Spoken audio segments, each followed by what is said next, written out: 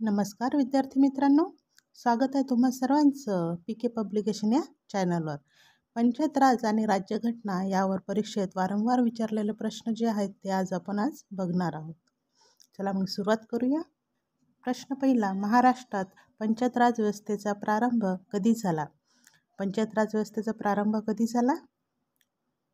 1 मे 1965ला. प्रश्न दुसरा, महाराष्ट्र पंचायत राजचे जनक कोण आहे?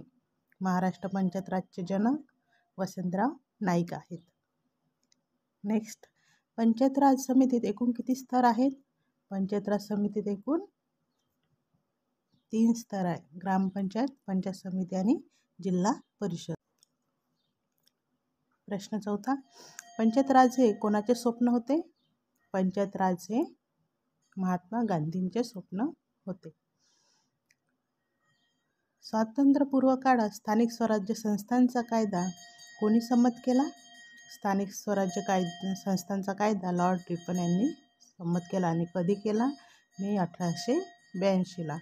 नेक्स्ट प्रश्न, स्थानिक स्वराज्य संस्थांचा जनक किंवा पितामह म्हणून कोणाला म्हणतात? तर स्थानिक स्वराज्य संस्थेचा जनक म्हणून लॉर्ड रिपन यांना म्हणतात. भारत हे सार्वभौम प्रजासत्ताक राज्य कधी बनले? भारत हे सार्वभौम प्रजासत्ताक राज्य 26 जानेवारी 1950ला बनले. ग्रामपंचायतीच्या स्थापनेची तरतूद कोणत्या कलमानुसार करण्यात आली? पंचायतीच्या स्थापनेची तरतूद ही घटना कलम 40 नुसार करण्यात आली. नेक्स्ट प्रश्न, समुदाय विकास कार्यक्रम ही संकल्पना कोणी मांडली? समुदाय विकास कार्यक्रम ही संकल्पना पंडित जवाहरलाल नेहरू यांनी मांडली. कधी मांडले? 1952ला. बलवंतराय मेहता समिती नेमण्याचा उद्देश कोणता होता? तर बलवंतराय मेहता समिती नेमण्याचा उद्देश 1952च्या समुदाय विकास कार्यक्रमाचे मूल्यमापन करणे हा होता. नेक्स्ट, द्विस्तरीय पंचायत राजची शिफारस कुणी केली? द्विस्तरीय पंचायत राजची शिफारस अशोक मेहता समितीने केली.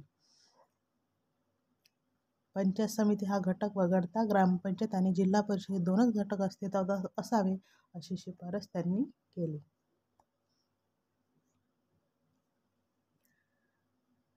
पंचायत राज संस्थांचा पाया कशाला म्हटले आहे? ग्रामपंचायतला म्हटले आहे.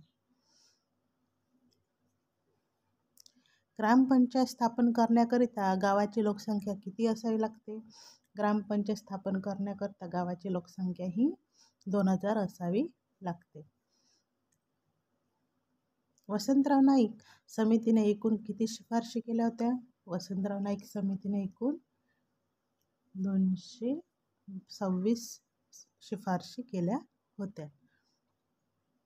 महाराष्ट्रात ग्रामपंचायतची सदस्य संख्या किती असते? महाराष्ट्रात ग्रामपंचायतची सदस्य संख्या 7 ते 17 इतकी असते. ग्रामपंचायती सदस्य संख्या किती असावी हे राज्य शासनाच्या वतीने कोण ठरवते? ग्रामपंचायतीची सदस्य संख्या ही किती असावी हे जिल्हाधिकारी ठरवत असते. ग्रामपंचायतचे वार्ड कोण घोषित करतो? ग्रामपंचायतचे वार्ड हे तहसीलदार घोषित करतो. कोणत्या निर्णयानुसार सरपंचाची निवड प्रत्यक्षरित्या थेट जनतेतून केली जाते? 3 जुलै 2017च्या निर्णयानुसार जी सुधीर ठाकरे समिती आहे तिच्या शिफारशीनुसार जनतेतून केली जाते. ग्रामपंचायतीचे अंदाजपत्रक कोण मांडतो? ग्रामपंचायतीचे अंदाजपत्रक सरपंच मांडतात, अधिनियम कलम 63 नुसार. ग्रामसेवक हा जिल्हा परिषदेच्या कोणत्या खात्याचा वर्ग 3 मधील सेवक आहे? ग्रामसेवक हा जिल्हा परिषदेच्या ग्रामविकास खात्याचा वर्ग 3 मधील सेवक आहे. ग्रामसेवकाची नेमणूक, बदली, बढती, निलंबित करण्याबाबतचे अधिकार कोणाला असते? ग्रामसेवकाची नेमणूक, बदली, बढती, निलंबित करण्याबाबतचे अधिकार हे ZPCO चीफ एक्झिक्युटिव्ह ऑफिसर म्हणजे मुख्य कार्यकारी अधिकारी यांना असते. पंचायत समितीच्या स्थायी समितीचा पदसिद्ध सचिव कोण असतो? पंचायत समितीच्या स्थायी समितीचा पदसिद्ध सचिव हा गटविकास अधिकारी असतो, ज्यालाच BDO म्हणतात, ब्लॉक डेव्हलपमेंट ऑफिसर. BDOची निवड कोण करतात? BDOची निवड ही MPSCद्वारे म्हणजे महाराष्ट्र लोकसेवा आयोगाद्वारे केली जाते. ग्रामसभेची रचना कोणत्या कलमानुसार करण्यात आली? ग्रामसभेची रचना ही मुंबई ग्रामपंचायत अधिनियमाच्या कलम 186(1) नुसार करण्यात आली. ग्रामपंचायत व जिल्हा परिषद यामध्ये समन्वय साधणारा दुवा म्हणजेच पंचायत समिती. जिल्हा परिषद अध्यक्ष आपला राजीनामा कुणाकडे देतात? जिल्हा परिषद अध्यक्ष आपला राजीनामा विभागीय आयुक्त यांच्याकडे देतात. नगरसेवक आपला राजीनामा कुणाकडे सादर करतात? तर नगरसेवक आपला राजीनामा महापौर यांच्याकडे सादर करतात. CEOची निवड कोण करते? CEOची निवड UPSC करते.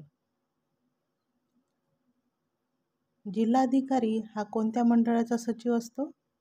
जिल्हाधिकारी हा जिल्हा नियोजन व विकास मंडळ याचा सचिव असतो.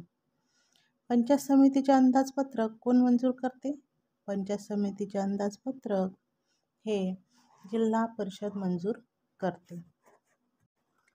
पंचायत राज आणि राज्यघटना याच्यावरील आणखी प्रश्न बघण्याकरता चॅनलला सबस्क्राईब, लाईक आणि शेअर करायला विसरू नका.